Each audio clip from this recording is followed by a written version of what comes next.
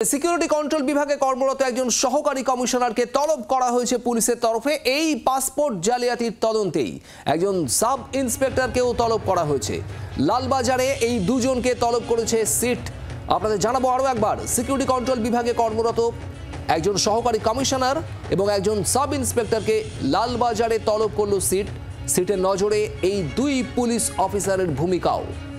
আব্দুল হাইয়ের একাধিক ভূমিকা, একাধিক তার পদক্ষেপের বিষয়ে সামনে আসছে তদন্তে, এবং এরই মধ্যে এসসিওর একজন সহকারী কমিশনার এবং সাব ইন্সপেক্টরকেও লালবাজারে তলব করলো সিট। বিক্রম দাস আমাদের প্রতিনিধি রয়েছেন আমাদের সঙ্গে। বিক্রম, আরও দুজন এই সিকিউরিটি কন্ট্রোল বিভাগের একজন সহকারী কমিশনার এবং সাব ইন্সপেক্টর, তাদেরকে তলব করা হয়েছে, কি খবর?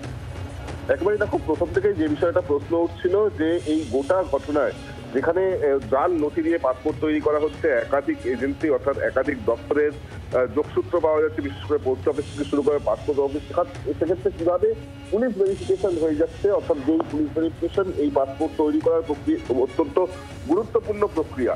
সেখানেই কিন্তু আমরা দেখেছিলাম যে এর আগে আব্দুল হাই নামে একজনকে গ্রেফতার করা হয়েছিল, যিনি কিনা এসসিওতেই পাসপোর্ট সেকশনে সাব ইন্সপেক্টর হিসেবে কাজ করতেন, অবসর প্রাপ্ত তিনি, তাকে গ্রেফতার করা হয়। এবং এছাড়াও যেটা আমরা জানতে পারছি যে তার মোবাইল ফোন খতিয়ে দেখে এবং অন্যান্যদেরকে জিজ্ঞাসাবাদ করে আরো বেশ কয়েকজনের নাম উঠে এসেছে, যার মধ্যে আমরা যাতে পুলিশ সূত্রে জানতে পারছি যে একজন অ্যাসিস্ট্যান্ট কমিশনার পদমর্যাদার অফিসার, তাকে তলব করা হয়েছে, এবং একটি সাব ইন্সপেক্টর পদমর্যাদার অফিসার, তাকেও তলব করা হয়েছে।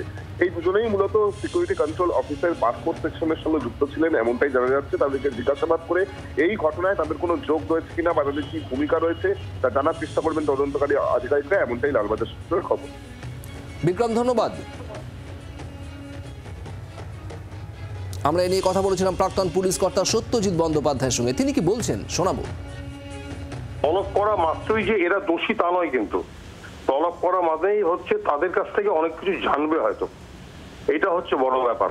যারা সিকিউরিটি কন্ট্রোলে কিংবা অন্যান্য জায়গায় পোস্টিং আছে, তাদের যারা এই জন্য রেসপন্সিবল যে জালি লোক কিংবা যাদেরকে চেনা টাকার বিনিময়ে তাদেরকে পাসপোর্ট করে দেওয়া হচ্ছে, এইগুলো যারা করেছেন তারা বেসিক্যালি তাদেরকে তার ইনভেস্টিগেশনের আওতায় তো থাকবেই, এবং তাদের ডোকে জিজ্ঞাসাবাদ করে এই রুটটাকে ক্যান্সেল, মানে রুটটাকে শেষ করে দিতে হবে, যেন আগামী দিন যেন পাসপোর্টের ব্যাপারটায় কোনো জালিয়াতি চক্র নাচ গজাতে পারে, এবং যারা যারা রেসপন্সিবল আছে তাদেরকে দৃষ্টান্তমূলক শাস্তিও দেওয়া দরকার।